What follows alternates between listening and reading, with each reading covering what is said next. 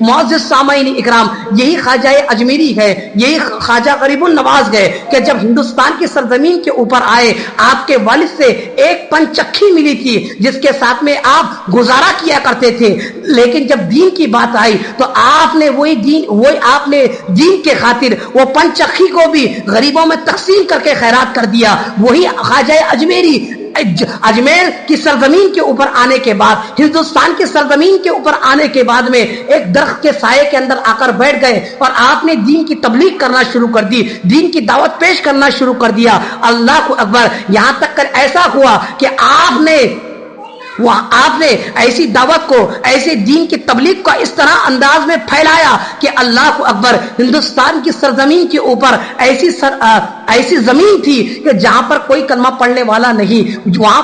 پر اللہ کو کوئی ماننے والا نہیں، اللہ رب العزت کی وحدانیت کا انکار کرنے والے گئے، اللہ رب العزت کی توحید کا انکار کرنے والے گئے، ایسی سرزمین کے اوپر خواجہ اجمیری کو بھیجا گیا۔ اور آج ساری قوم کے درمیان، آج ساری پبلک کے درمیان، آج سارے کافرین کے درمیان آپ اپنی زندگی کو بسر کرتے رہے، اپنے انداز زندگی سے، اپنے انداز گفتگو سے، اپنی نمازوں سے، اپنے ذکر و اذکار سے، اپنے کلام الہی کی تلاوت سے اب ساری قوم کو ایسا جھکا دیا رب عز و جل کی بارگاہ کے اندر۔ اپنے جو کافر تھے ان کے کردار کو دیکھ کر ایک نہیں، دو نہیں، تین نہیں، چار نہیں، 10 نہیں، بلکہ 90 لاکھ لوگوں کو کلمہ پڑھا کر مذہب اسلام کو قبول کروا دیا۔ آپ کا انداز زندگی یہ تھا کہ ایک دو کو نہیں بلکہ 90 لاکھ کو ایمان کی دولت سے مشرف فرما دیا۔ یہ آپ کا کیا تھا؟ یہ آپ کا انداز تھا، یہ آپ کا کردار تھا،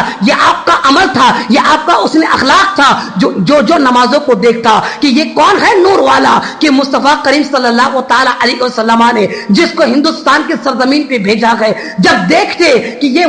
وہی آل رسول ہے، یہ وہی اولاد علی ہے، یہ وہی اولاد نبی ہے کہ جو ہندوستان کی سرزمین کے اوپر، اجمیر کی سردرتی کے اوپر درخت کے نیچے بیٹھا رہتا ہے، اللہ کی حمد و ثنا کرتا رہتا ہے، کیسا نورانی چہرہ ہے، کیسا معرفت والا چہرہ ہے، کیسا رفعت والا چہرہ ہے، کیسا پاکی والا چہرہ ہے۔ ان کے انداز کو دیکھ کر، ان کی نمازوں کو دیکھ کر، ان کی تبلیغ کو دیکھ کر، ان کی دعوت کو دیکھ کر، ان کے سنتوں کو دیکھ کر، مصطفیٰ علیہ الصلوۃ والتسلیم کی سے محبت کو دیکھ کر ایک بیٹھک کے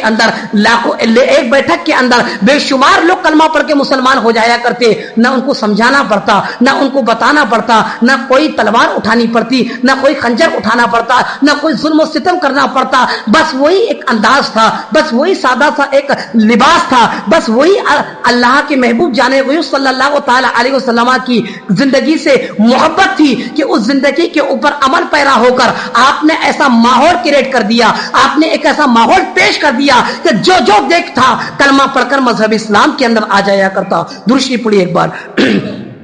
اللہم صلی علی سیدنا محمد وعلی آلہ وسلم، صلاۃ و سلام علیک سیدی یا رسول اللہ صلی اللہ تعالی علیہ وسلم۔ سامعین اکرام، وہ خواجہ غریب نواز جو اجمیر کی سرزمین کے اوپر لیٹے ہوئے گئے، ان کا فیضان در اصل کیا ہے؟ ان کا فیضان کیا ہے؟ ان کا فیضان یہ نہیں ہے کہ آپ اگر ان کے دیار کے اوپر جاتے گئے اور آپ یہ کہتے گئے کہ میں ان کے دیار پہ گیا تھا، میری شادی نہیں ہوئی تھی، خواجہ اجمیری کے دربار میں پہنچنے کے بعد میری شادی ہو گئی، کاروبار کے اندر برکتیں نہیں تھی، میں ان کے دیار سے لوٹا ہوں تو کاروبار بڑا ہو گیا ہے، الیکشن کے اندر ٹکٹ چاہیے تھا اب تک نہیں ملی تھی، لیکن خواجہ اجمیری کے دیار سے لوٹا ہوں تو الیکشن کے اندر ٹکٹ مل گیا ہے، خواجہ اجمیری کے دیار پہ پہنچنے سے پہلے ایک ٹوٹی ہوئی جھوپڑی تھی، جب سے لوٹا ہوں تو مکان مل گیا ہے، مکان اچھا بن گیا ہے۔ آج سنیے گا ذرا کہ وہ خواجہ اجمیری جو وہاں ہندوستان کی سرزمین کے اوپر، اجمیر کی سرزمین کے اوپر جو لیٹے ہوئے گئے تو محض صرف دکان مکان اور شادی اور یہ بینک بیلنس دینے کے لیے نہیں لیٹے گئے، بلکہ اللہ اکبر وہ تو ناراض ہو کے دے دیتے گئے، ان کے نزدیک دنیا جو ہے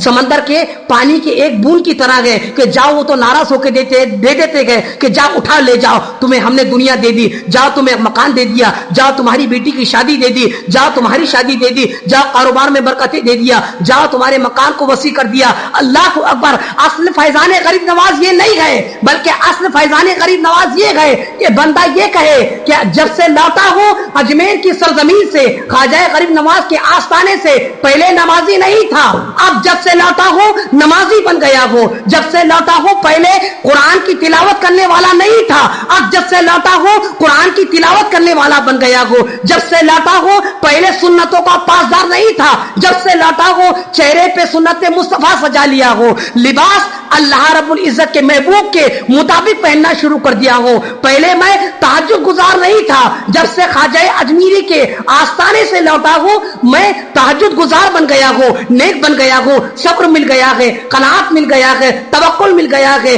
اللہ رب العزت کی رضا مل گئی ہے، اللہ کا خوف دل کے اندر بیٹھ گیا ہے، مصطفیٰ کی محبت بڑھ گئی ہے، کیونکہ مصطفیٰ کے وہ جو غلام ہے، مصطفیٰ کی جو اولاد ہے خواجہ اجمیری وہ دیندار ہے، ان کے دیات سے دین کی بھیک ملتی ہے، دنیا کی نہیں، دنیا تو وہ ناراض ہو کے دے ہی دیتے گئے کہ جاؤ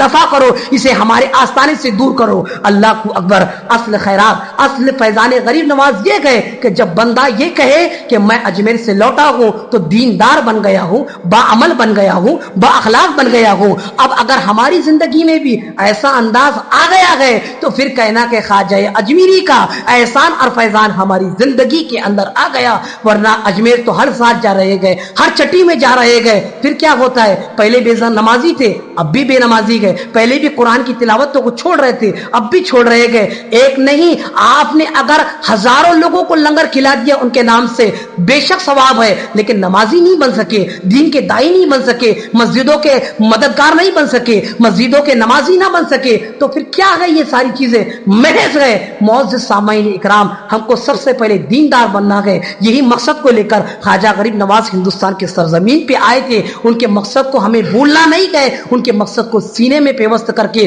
ساری قوم کو بتانا ہے کہ ہم وہی خواجہ اجمیری کے ماننے والے گئے کہ جب چھٹی شریف آتی گئے تو ہم نیاز بھی کرتے گئے، اور نیاز اور فاتحہ درود نغمہ کا سلام پیش کر کر یہ انداز پیش کرتے گئے کہ ہم نیازی بھی گئے، اور جب حالت نماز کا وقت ہوتا ہے، وقت نماز ہوتا ہے تو مسجدوں کی طرف دوڑے چلے جاتے گئے، کھینچے چلے جاتے گئے، مسجد میں سجدہ ریز ہو کر یہ پیش کرتے گئے کہ خواجہ غریب نواز نے دنیا کے اندر آنے کے بعد اللہ کے دیار سے، اللہ کی چوکھٹ سے ہمیں جھکا کر یہ انداز پیش کیا کہ تمہیں نمازی بھی بننا ہے۔ اللہ تبارک و تعالیٰ سے دعا ہے کہ اللہ تعالیٰ کہنے سننے سے زیادہ عمل خیر کی توفیق عطا فرمائے۔ بیان کے دوران مجھ سے کوئی شرم لغزش یا کوئی خطا اگر ہو گئی ہو تو آپ تمامی حضرات کو گواہ بنا کے استغفار پڑھتا ہوں۔ استغفر اللہ رب من کل ذنب واتوب الیہ وما علینا الا البلاغ المبین۔ صدق اللہ العظیم۔